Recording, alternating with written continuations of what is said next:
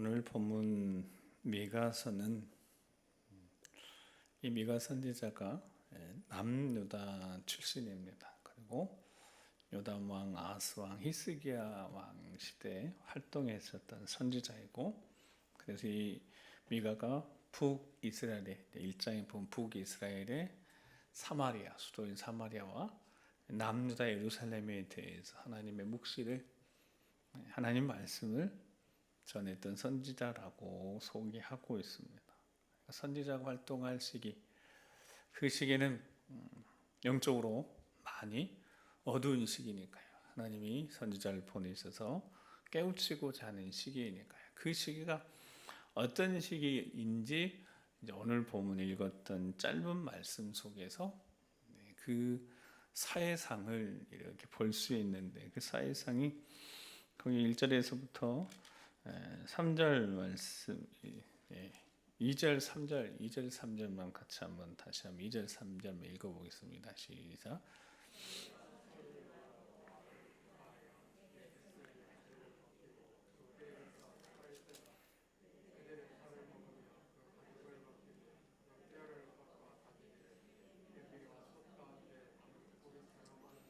아멘.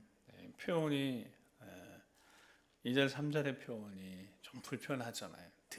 듣기에, 읽기에도 보니까 선을 미워하고 악을 기뻐하면서 백성의 가죽을 벗기고 그 뼈에서 살을 뜯어 그들의 살을 먹은 그 가죽을 벗긴다. 뼈를 꺾어서 다지기를 냄비에 속 가운데 담는 고기처럼 하는도다.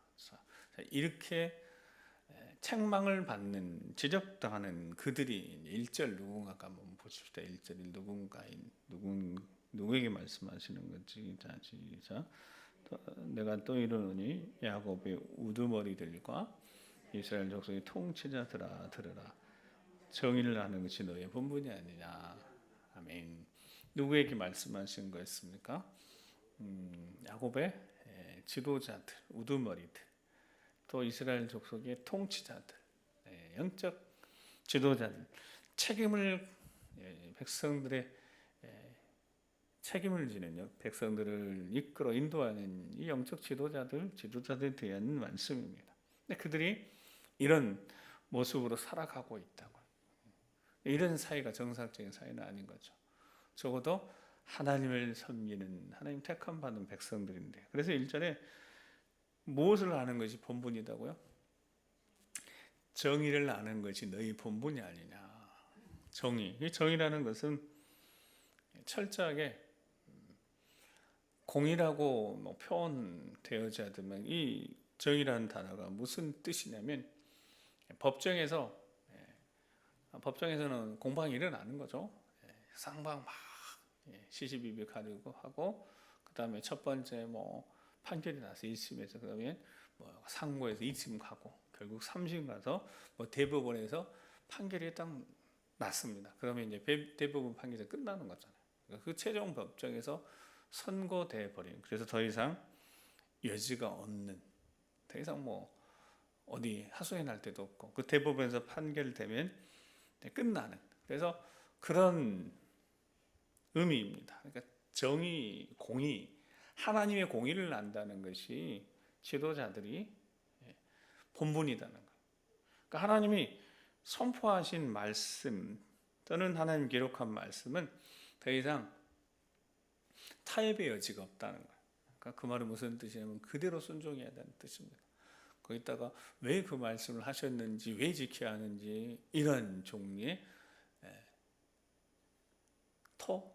표현하면 그렇게 표현할 수 있을 거예요. 더 이상 아무런 타협의 여지가 없는 말씀, 그게 하나님의 공의입니다. 그러니까 하나님의 공의를 지킨다는 말은, 하나님 공의를 행한다는 말은, 하나님 공의를 안다는 말은 결국 하나님 말씀을 안다는 것이고, 하나님을 제대로 안다는 의미입니다. 제대로 통치자들이 하나님 제대로 알아야 되는 거죠. 근데 그들이 그렇게 하지 않고 어떻게 하고 있다고요? 보니까 욕심에 착취하고 빼앗고 잔혹하게 있는 거 다 빼앗아가요. 그야말로 벗겨먹는 이런 사회 같았어요.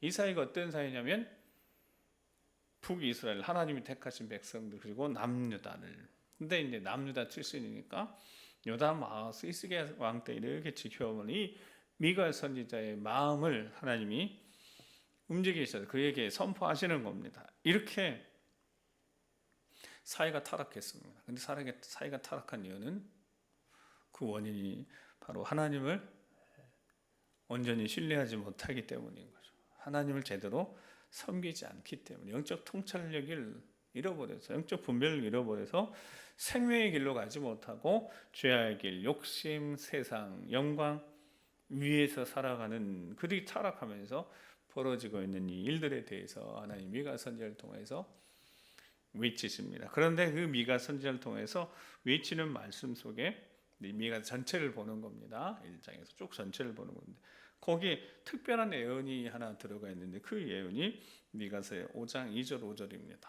자, 미가서 2장 2절에서 5절까지 같이 한번 읽겠습니다. 시작.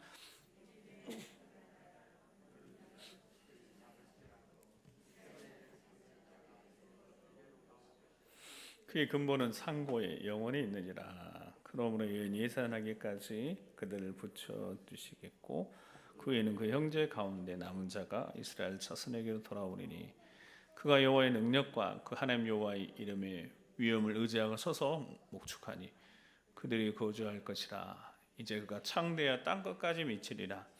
이 사람은 평강이 될 것이라. 아수 사람이 우리 땅에 들어와서 우리 궁돌을 밟을 때에는 우리가 7 목자와 여러 군왕을 일으켜 그를 치리니. 아멘.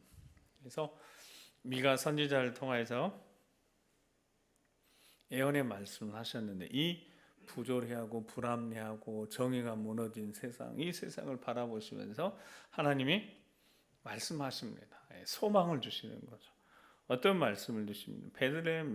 베들레헴에서 우리가 잘 아는 대로 이스라엘 다스릴 자가 나온다는 겁니다. 메시아가 온다는 거죠. 근데 그는 근본이 상고이고 영원에 있다고 말씀하시는 그 말씀을 들려줍니다.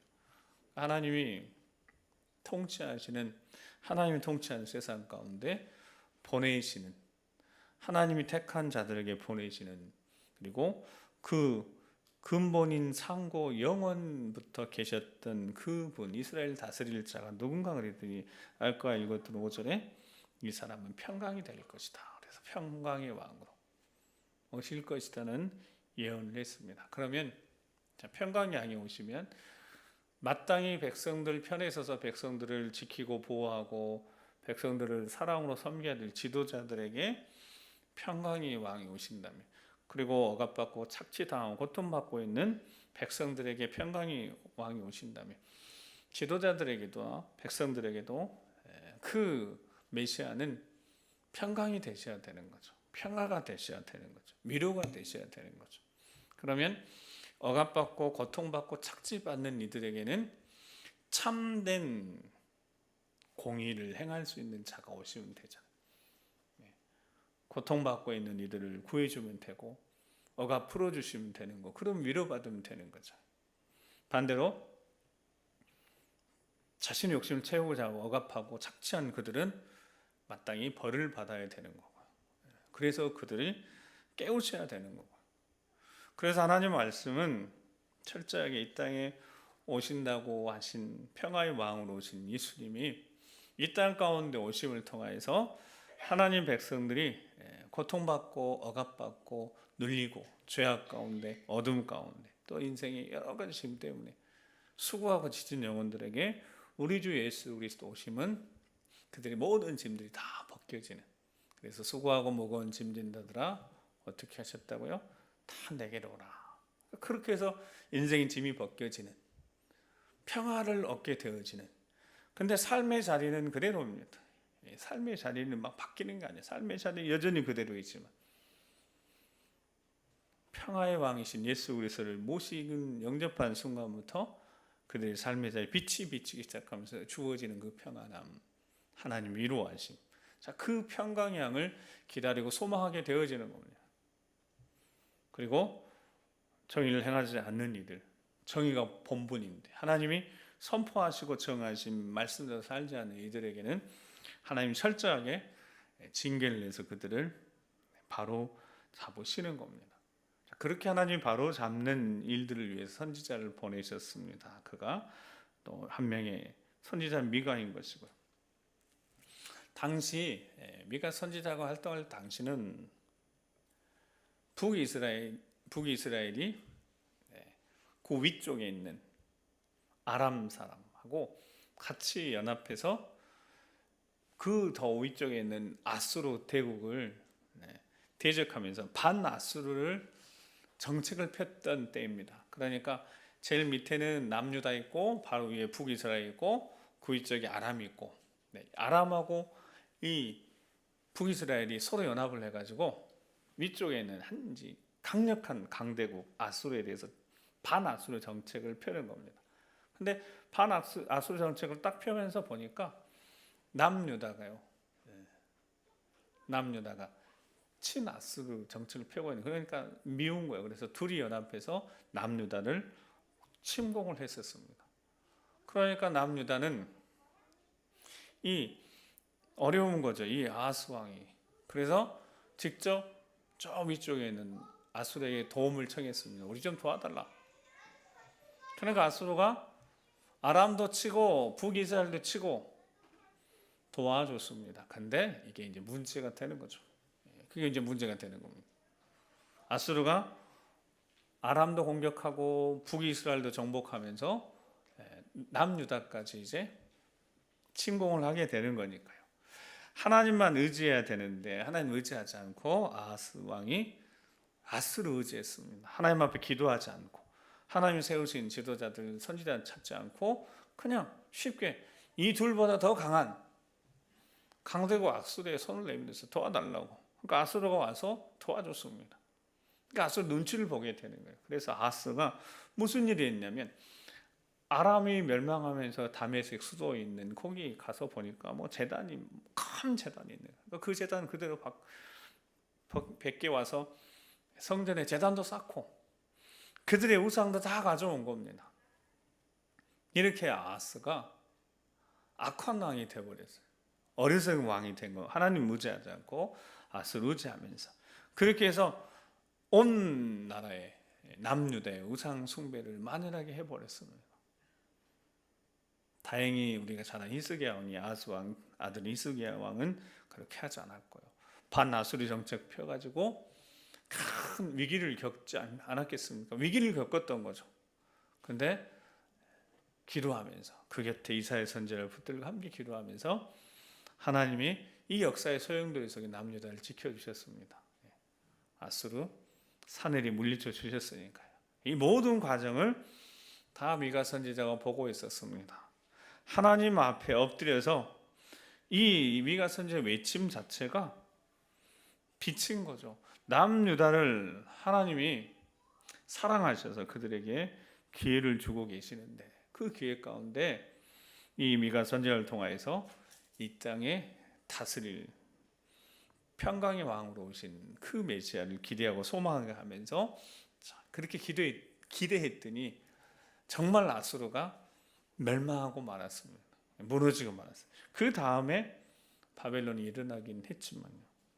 하나님이 통치하신 방식을 보니까, 그래서 하나님이 역사하신 방식을 보니까 성경을 이렇게 찾아보면 다 똑같은 겁니다. 하나님이 이스라엘 백성들을 택하셨습니다. 사랑하셨습니다. 근데 그들이 하나님 말씀대로 살지 않고 그들이 바른 길 걸어지지 않을 때 하나님은 꼭 하셨어요. 하시는 방법이 있었는데 그것이 약속하신 대로 사람 막대기 인생 채찍을 사용하십니다. 그러니까 첫 번째 아수르를 하나님 들어 사용하셔서 북이스라엘 멸망시키기로 하셨지만 남유다를 때리셨습니다. 그래서 택하신 자들을 거룩하게 하시는 것이 하나님의 방법입니다. 똑같습니다.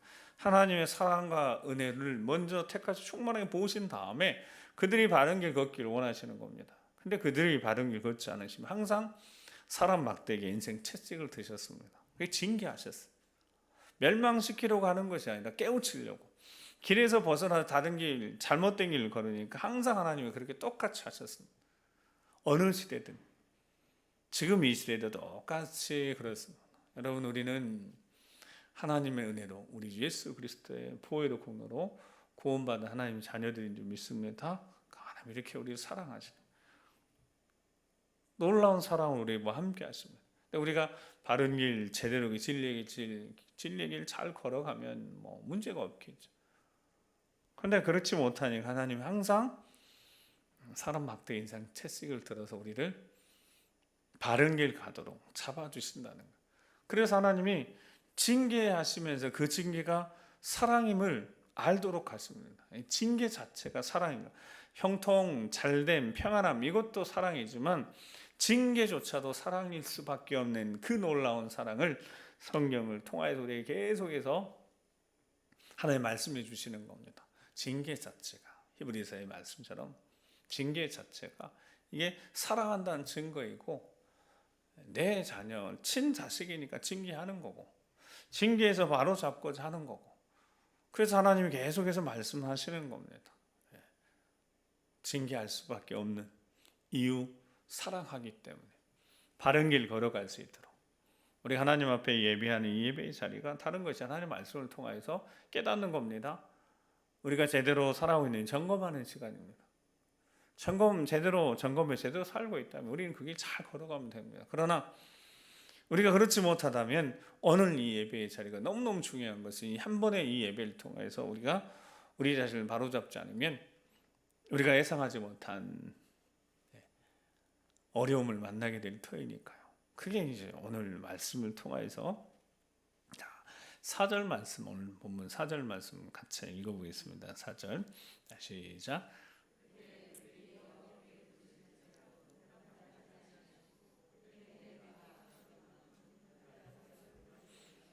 아멘. 하나님이 사용하시는 방법 또는 방식이라고 한다면 분명히 사람 막대 인생 채찍을 드시는데 사람 막대기가 확연히 드러나고 인생 채찍이 확연히 드러난 이유는 북이스라엘이 저 강력한 아수르에 침략당하고 멸망당하고 그 하나님 사랑하신 남유다도 아수르한테 공격받고 침략받은 다음에 아수르가 망해서 다 해결된 줄 알았어요. 아수르가 망해서. 근데 바벨론에서 멸망당하고 난 다음에 계속해서 바벨론의 공격을 받잖아요. 뭐가 드러났냐면 하나님의 사랑, 은혜 이게 드러난 게 아니라 하나님의 진노하심에 징계가 임하면서 사람 막대기가 드러나고 인생 채찍이 드러난 겁니다. 그러니까 하박국 선지자가 외치는 겁니다. 하나님 왜 어찌하여 우리 민족이 잘못하고 하나님 앞에 벌 받아야 되는 건 맞는 말인데요. 왜 하필 우리보다 더 악한 바벨론 들어서 우리를 치십니까? 라고 질문할 수밖에 없었습니다. 왜냐하면 사람 막대기 인생 채찍이요 너무너무 크고 강하게 드러났으니까. 근데 그 이유가 방금 읽었던 4절에 뭐라고 말씀하시냐면 정의를 행하지 않으니까 마땅히 행할 길을 가지 않으니까 하나님 어떻게 하셨다고요? 그때 그들이 여호와께 부르짖어도 어떻게 해요? 응답하지 않으신 겁니다. 여러분 부르짖었어도 하나님 모르시는 것은 아닙니다. 다 아시는 거죠. 형편상황을 아시는 거예요. 근데 응답하지 않으시는 겁니다. 그리고 뭐라고 말씀하셨어요? 그들의 행위가 악한 만큼 어떻게 해요? 그들 앞에서 뭘 가리셨다고요? 얼굴을 가리셨습니다. 여러분 하나님의 마음이 어떤 마음인지 에레미야 선지자는 29장 11절 13절에 이게 하나님 마음입니다. 우리를 향한 하나님의 마음입니다. 시작. 여호와의 말씀이니라. 너희를 향한 나의 생각을 너희가 아나니 평안이요 재앙이 아니니라. 너희에게 미래와 희망을 주는 것이니라. 너희가 내게 부르짖으면 내게 와서 기도하면 내가 너희들의 기도를 들을 것이요 너희가 온 마음으로 나를 구하면 나를 찾을 것이요 나를 만나리라. 아멘. 자, 이 부분이 하나님 마음을 잘 보여주고 있습니다. 근데 바른 길 걷지 않고 진리의 길 걷지 않으면 뭐만 드러나 보인다고요? 사람 막대기 인생 채찍만 드러나는 겁니다. 질병만 보여지는 거고 내 인생의 실패만 드러나는 거고 내 삶에 자꾸 해결 안 되는 문제만 막 드러나는 겁니다. 그 문제만 보이는 거죠.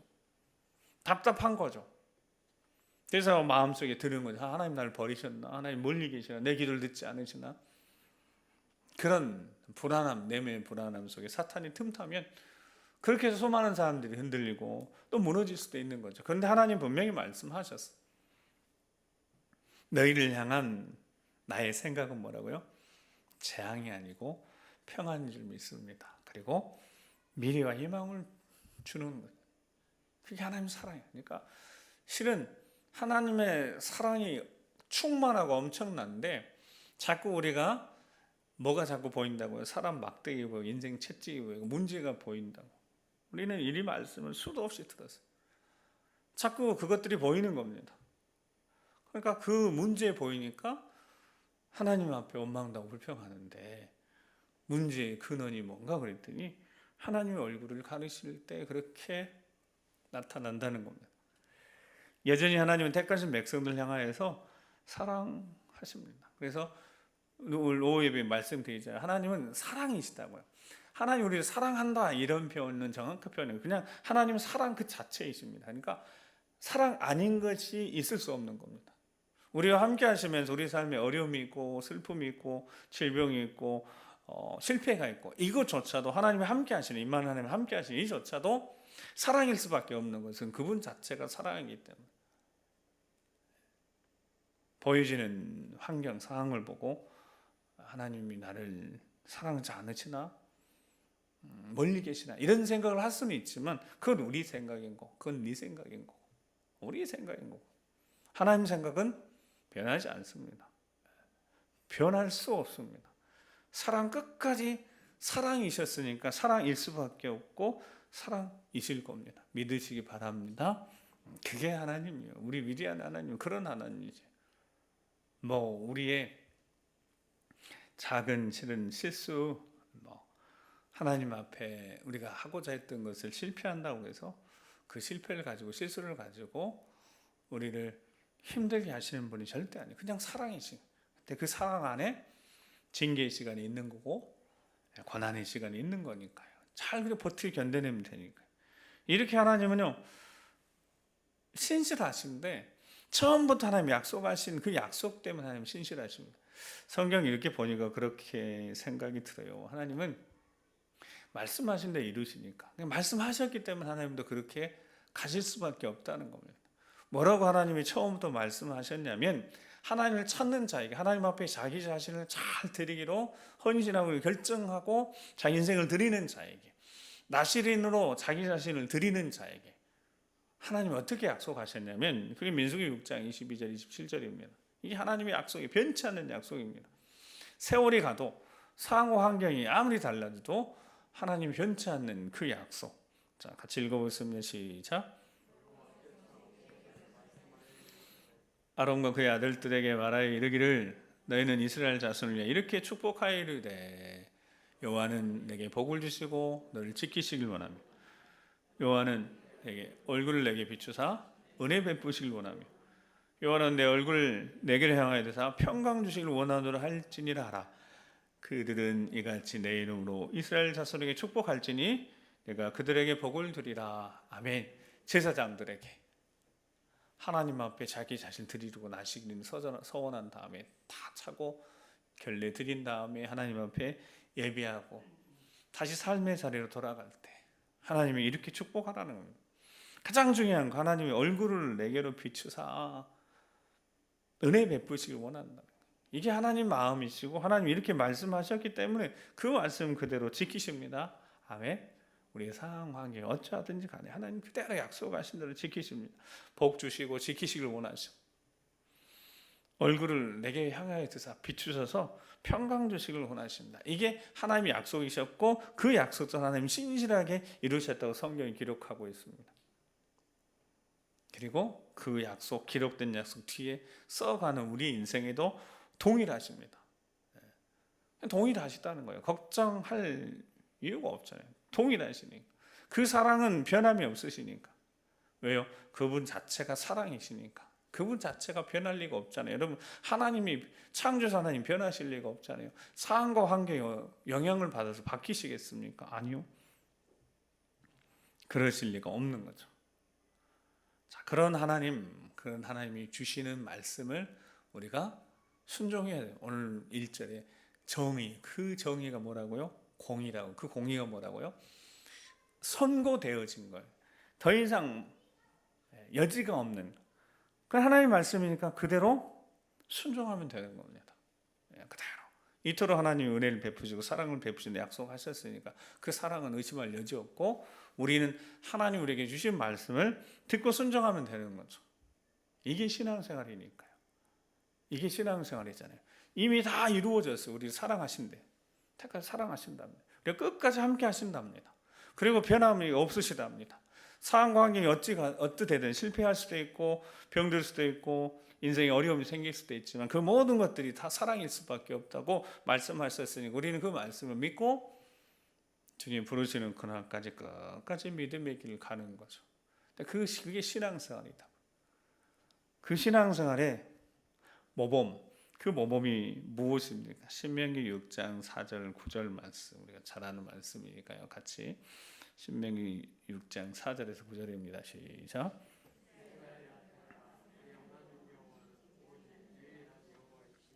여러분 마음을 다하고 뜻을 다하고 힘을 다하여 내 하나님 여호와를 사랑하라. 오늘 내가 내게 명하니 이 말씀을 너는 마음에 새기고 내 자녀에게 부지런히 가르치며 집에 앉았을 때든지 길을 갈 때든지 누워 있을 때든지 일어날 때든지 이 말씀을 강론할 것이며 너는 또 그것을 내 손목에 메어 기호를 삼으며 내 미간에 붙여 표를 삼고 또 내 집 문설주와 바깥문에 기록할지니라. 아멘. 이게 신앙생활이 돼요. 하나님을 믿고 신뢰하고 약속의 말씀대로 신실하게 우리 삶을 이끌어 가실 것을 믿는 이들에게 하나님 말씀을 들으라. 우리 하나님 여호와는 오직 유일한 하나님이시니까. 우리 유일신 믿는 사람들은 아니니까요. 성삼위 하나님 믿는, 살아계신 하나님 믿는 자들이니까. 어떤 마음으로, 어떤 태도로 마음 다하고 뜻 다, 힘 다해서 하나님 사랑하라. 그냥 사랑하는 것이 아니라 이토록 크신 사랑 은혜를 베풀었으니까 온 마음과 뜻 정성 다해서 하나님 사랑하라. 그리고 오늘 내가 내게 명하는 이 말씀도 어떻게 해요? 마음에 잘 새기는 거예요. 신앙생활은 하나님 말씀 잘 듣는 것부터 시작합니다. 믿음은 들음에서 나니까. 들어야 되는 거예요. 하나님 말씀을 잘 듣고 그 마음에 새기고 그 다음에 7절에 보니까 자녀에게 부지런히 가르치는. 그러니까 신앙생활은 내 개인이 한 사람이 하나님 말씀을 잘 듣고 신앙생활 하는 것으로 끝나는 게 아니라 신앙생활은 종합적으로 보니까 어떻게 해요? 거기에 이제 자녀들에게 부지런히 가르치고 집에 앉았을 때 어디든지 어느 곳에서든 이 하나님 말씀을 강론하는 겁니다. 근데 이 하나님 말씀이 신명기 5장에 보면 무슨 말씀이 있어요? 신명기 5장에 뭐 있죠? 신명기 5장 한 장만 넘기시면 뭐 있는지 보이실까요? 신명기 5장에 뭐 있습니까? 신명기 5장에 뭐 있어요? 십계명 있잖아요. 십계명. 출애굽기 20장에 있는 말씀 그대로 신명기 5장에 그대로 있습니다. 그러니까 이 말씀들이 어떤 말씀이에요?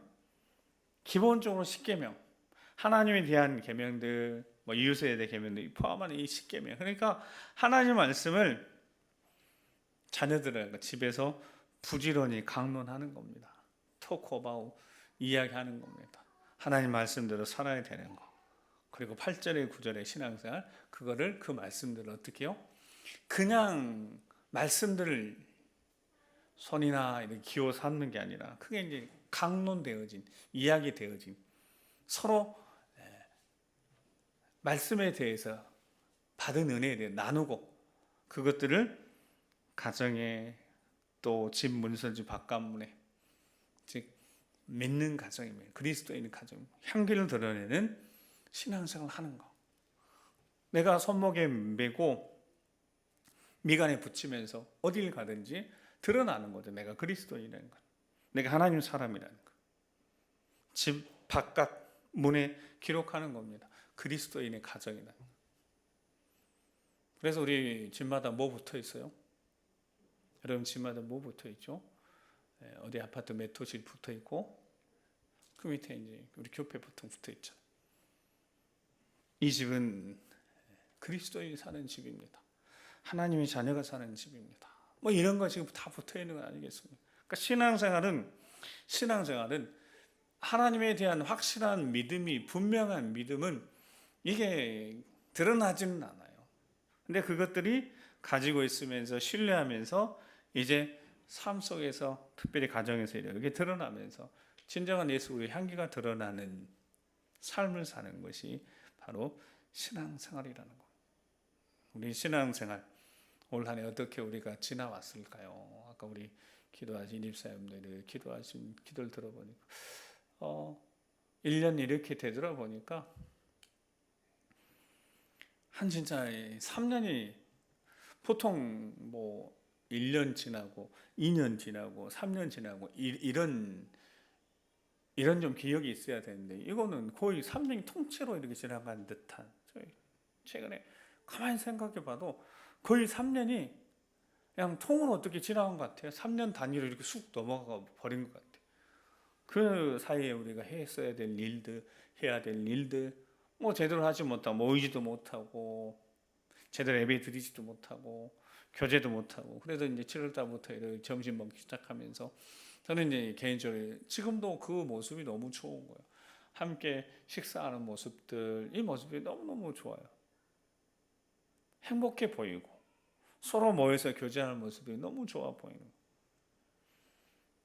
1년 동안 이렇게 지나면서, 한 3년 이렇게 통째로 지나면서 뭔가 우리 안에 이제 다시 회복하고 다시 시작해야 될 부분이 있다. 우리 신앙 한번 점검하고 다시 신앙생활이 신명기 6장 말씀 그대로 딱 적용하면 다시 예배의 자리에 와서 하나님 말씀 듣는 데 집중하고 정말 하나님 사랑하는 마음으로 예배하고, 가정 다시 한번 점검하고, 우리 믿음의 가정 안에 우리 자녀들에게 아름다운 신앙에서 물려주는 일들 우리가 다시 한번 신경 쓰고 다시 한번 마음 잡고 바로 하나님 앞에 서고, 우리 믿음의 가정이 내 주변의 지역 사이에 내 함께 살아가는 이들에게 선한 영향력, 향기가 드러낸 일들을 다시 해야 되겠다, 이런 생각이 들면 내년에 다시 예배부터 다시 정말 새롭게 시작하는 마음으로 우리 삶의 자리에서 일어나는 모든 일들이 하나님의 손 안에 다 경영되고 있으니까 그 은혜와 사랑에 감사하면서 적어도 일주일에 한 번 제대로 하나님 앞에 예배하는 이 예배 시간, 이 자리만큼은 정말 더 진심으로 정말 뜨겁게 하나님 앞에 예배 드려야 되겠다. 이것이 하나님의 공의다는 거예요. 예배를 드리는 것은 타협의 여지가 없다는 거예요. 아까 공의가 뭐라고 그랬어요? 선고된 거예요. 그러니까 예배를 드리는 것은 타협의 여지가 없는 거예요. 그게 하나님 공의라는 거예요. 하나님이 더 이상 타협의 여지를 주지 않으셨어요. 그게 공의라는 거예요. 마땅히 우리는 하나님 공의를 실천해 나가야 되는 이들입니다. 그러니까 당연히 동지에 공동체에 대한 의무가 생기는 거죠. 내가 속한 공동체에 대한 의무가, 영적 의무가 생기는 겁니다. 함께 해야 되고 서로 사랑을 아껴야 되고, 그래서 레위기 19장 18절 말씀에 원수를 갚지 말며 동포를 원망하지 말며 내 이웃사랑을 내 자신과 같이 사랑하라, 나는 여호와이니라. 그래서 이 말씀이 하나님 사랑, 우리 예수님 말씀하신 것처럼 이웃사랑, 하나님 정말 사랑하는 마음으로 내 이웃을 내 몸같이 사랑하는 삶을 사는 것, 이것이 아름다운 신앙생활이 되지 않겠습니까? 그렇게 할 때 하나님이 기뻐하시는 삶을 살게 될 터인데요. 오늘 본문 마지막 8절 같이 한번 읽어보겠습니다. 8절 시작.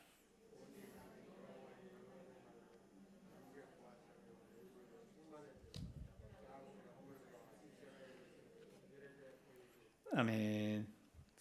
이 말씀 전에 5절, 6절, 7절 보면 영적 지도자들이 타락하는 모습을 거기 기록해 놨습니다. 맞아요. 영적 지도자들이 바로 서야 합니다. 그렇게 하지 못할 때 선지자들이, 주의 종들이 고기 표현처럼 이에 물 것이 없어 입에 넣어주지 않으면, 입에 넣어주면 평강을 외치지만 축복을 선포하지만 입에 채워주지 않으면 바로 전쟁을 준비하는 이런 선지자가 그렇고, 깨어있어야 될 영적 지도자가 그렇게 하지 못하니까 6절에 보면 밤을 만나게 될 거예요. 밤. 여러분 밤을 만나게 되면 어떻게 되는 겁니까? 길을 잃어버릴 수밖에 없고 넘어질 수밖에 없고 쓰러질 수밖에 없는데 그 영적 지도자, 선지자 영적 지도자가 바른 길 가고 깨어 있어야지 여러분도 제대로 길을 걷는 겁니다. 그래서 주의 종들을 위해서 기도를 정말 많이 해주셔야 되고요. 주의 종들이 말씀 전하는 그 말씀에 주의 종들이 잘 깨어서 하나님의 말씀을 잘 전해야지 영적으로 여러분들이 적어도 바른 길 걸을 수 있는 최소한의 안전장치가 된다고. 제대로 잘 걸어가야 되잖아요. 하나님 말씀을 듣고 마음에 딱 새기고 그거 계속해서 묵상하면 그 묵상이 가정에서 나눠주며 자녀들을 세우고 하나님이 기뻐하신 모습으로 잘 세워주. 그래서 믿음의 가정이 제대로 잘 걸어갈 수 있으려면 그 첫 번째가 거기 맞추는 선지자들이 제대로 서 있어야 되니까요. 근데 방법은 단 하나입니다. 그 방법이 8절입니다. 어떻게 해요? 그 전에 선지자들이 다 무너지고 욕심에 따라서 자기 갈 길 가는 이 복잡하고 혼란한 속에서도 하나님은 항상 신실하게 역사하십니다. 자, 다시 오직 나는 여호와의 영으로 말미암아 능력과 정의와 용기로 충만하여서 야곱 형들과 이스라엘 죄를 그들에게 보이리라. 아멘. 하나님 영으로 말미암아 바로 서야지 능력, 정의, 용기로 충만해져서 지적하는 겁니다. 책망하는 겁니다. 뭐 그 책망에 제가 빠질 수는 없는 거고요. 저 자신도 포함되어 있는 거.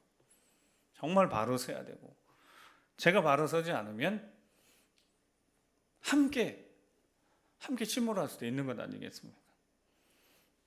하나님의 영으로 충만해져야 합니다. 그래야지 그 영이 분별을 우리에게 하게 해서 정말 바른 길 걸어갈 수 있으니까 미가 선지자가 남유다에게 가장 분명하게 그리고 확실하게 그들에게 선포하고 그들을 깨우치고자 하는 그 깨우침 가장 중요한 말씀을 우리가 읽고 이제 기도하겠습니다. 미가서 6장 6절에서 8절입니다. 자, 시작. 내가 무엇을 가지고 여호와 앞에 나아가며 높으신 하나님께 경배할까? 내가 번제물로 1년 된 송아지를 가지고 그 앞에 나아갈까? 여호와께서 천천의 순양이나 만만의 강물 같은 기름을 기뻐하실까? 내 영혼을 위하여 맏아들을 내 영혼의 죄로 말미암아 내 몸의 열매를 드릴까? 사람아 주께서 선한 것이 무엇임을 내게 보이셨나니 여호와께서 내게 구하시는 것은 오직 정의를 행하며 인자를 사랑하며 겸손하게 내 하나님과 함께 행하는 것이 아니냐. 아멘. 이 질문은 생각해 보라는 거죠. 내가 정말 하나님 앞에 무엇을 가지고 그 높으신 하나님을 경배할 것인가. 시간을 드려야 되기도 하고요. 물질을 드려야 되기도 하고 우리 자신을 드려야 되는 거 맞습니다. 헌신해야 되며 충성해야 됩니다. 적어도 우리가 받은 은혜가 있으니까요. 하나님의 사랑, 신실한 사랑을 믿고 의지하면서 정말 하나님 사랑하고 이웃 사랑하며 그렇게 하나님 뜻에 합당한 삶을 잘 살아야 합니다. 근데 하나님 말씀하십니다. 주께서 선한 것이 무엇인지 보이셨다. 그러니까 하나님 기준에 하나님이 원하시는 하나님 기뻐하시는 것 하나님 내게 구하시는 것이 뭐라고요? 정의를 행하며 공의를 행하며 하나님 말씀 그대로 순종하며 말씀이라면 그대로 순종하고 그리고 인자를 사랑하며 사랑을 베풀고 주위에 있는 이들에게 우리 주 예수 우리 사랑을 흘러보내고 그리고 겸손하게 하나님과 동행하는 것이 아니겠느냐 알고 있다는 겁니다. 하나님 원하시는 것을 진실로 원하시는 것을 알기에 오늘도 우리가 이 자리에 있는 줄 믿습니다. 겸손하게 또 이번 한 주간 하나님의 말씀을 붙들고 은혜의 자리 지켜가시면서 특별히 계속해서 제가 외칩니다. 하나님이 감사의 50일이 기적의 50일 되게 해주시라고. 그래서 한번 우리 집사님이 그러시는 거예요. 노트 더 달라는 거. 1년 내내 도전 한번 해보겠다. 그래서 제가 그러는 거야. 그러면 감사의 365일이 되고 기적의 365일이 될 것이다. 여러분 될 줄로 믿습니다. 그러나 하나님은 그렇게 원하시는 거예요. 복을 주시길 원하신다고 그랬잖아요. 얼굴을 향하여 드셔서 평강 주시길 원하시고 은혜 베풀기 원하시고 그게 하나님 마음이니까 그 하나님 마음을 알았다면 우리가 어떻게 신앙생활을 해야 될 것인지 너무 분명하고 명확해졌으니까 다시 새로운 마음으로 그 거룩한 부르심에 합당한 삶을 살기 위해서 다시 겸손하게 하나님 앞에 엎드리시면서 내게 무슨 말씀 하시든 아멘 하며 순종할 수 있길 바랍니다. 그리고 오늘 낮에 말씀드린 그 십자가 사랑으로 풍성해져서 그 사랑을 흘러보내는, 예수 그리스도의 사랑을 제대로 잘 흘러보내는, 그래서 믿음의 가정 안에서부터 하나님이 일하시는 기적의 역사를, 구원의 역사가 나타나고 이 은혜의 역사들이 우리 주변까지 계속 퍼져나가면서 하나님이 들어쓰시는 믿음의 명문 가문 되기를 주의 이름으로 축복합니다. 함께 기도하시겠습니다. 하나님 방법은 항상 같습니다. 말씀하시고 말씀하신 데 이루시고, 그 말씀을 이루시도록 여호와의 영으로 충만하게 하십니다. 채우십니다. 붙드십니다. 우리를 흔들어 깨우십니다. 오늘 또 다시 한번 성령 충만케 하시고 이번 한 주간 우리 주 예수 그리스도의 이름으로 승리하는 한 주간 되게 도와주시옵소서. 삶의 모든 자리에서 우리 주 예수의 향기가 드러내는 승리의 삶을 살아갈 수 있도록 도와주시라고 성령 충만케 해주시옵소서. 승리케 해주시옵소서. 우리 주여 한번 부리고 기도하겠습니다. 주여 아버지 하나님 불쌍히 여겨주시옵소서. 말씀하신 대로 이루시기 우리에게 받은 은혜의 사랑을 우리가 기억하면서 정말 하나님을 뜨겁게 사랑하며 진실히 사랑하며 예배의 자리를 지켜내며 다시 새로운 마음으로 결단하며 우리 삶의 자리를, 예배의 자리를 하나님의 영광 돌리는 삶의 자리를 바꿔내게 하십니다. 더 겸손하게 아버지 앞에 엎드려 기도하는 자리를 되게 도와주시옵소서. 성령 충만케 하셔서 이 마지막 시대에 우리에게 맡긴 사명 잘 감당하셔서 우리 가정 살려내며 우리 자녀들 살려내며 믿음의 가정을 세워내며 우리 하나님께서 일하신 역사는 기적이 간증 넘쳐나는 믿음의 가정이 될 수 있도록 주님 도와주시옵소서. 연약하고 부족함 어리석고 주여 감당할 수 없사오니 주여 성령 충만케 하셔서 깨우쳐 주셔서 잘 감당해낼 수 있도록 도와주시옵소서. 아버지 하나님 은혜와 사랑으로 충만하게 채워주셔서 우리 주 예수 그리스도의 이름으로 주님과 함께 승리의 아버지 앞에 영광 돌릴 수 있도록 아버지 함께 해주시옵소서. 거룩하신 아버지 하나님 감사합니다. 말씀대로 이루셨기에 오늘 우리가 이 자리에 있음을 감사하면서 하나님의 사랑, 그 놀라운 은혜 기억하며 우리의 맡긴 사명 잘 감당을 소망하오니 살아계신 하나님 앞에 예배하는데 우리 모든 것 다 드려 헌신하며 충성하며 예배할 수 있도록 도우시고 우리 믿음의 가정의 자녀들, 우리에게 맡긴 소중한 자녀들 믿음으로 세워가며 거룩한 믿음에서 잘 물려주어서 믿음의 대를 잘 이어가게 하시고 정말 선한 영향력 발휘하며 주변에 예수 그리스도 믿는 하나님의 자녀답게 살아내서 예수 그리스도를 향기를 드러내는 축복의 통로로 쓰임받는 그 사랑을 흘러보내는 계속해서 하나님의 영광이 나타나는 복음의 통로로 쓰임받는 우리 모두가 되도록 인도하여 주시옵소서. 함께 해주실 것을 믿고 감사드리며 존귀하신 우리 그 예수 그리스도 이름으로 기도드립니다. 아멘.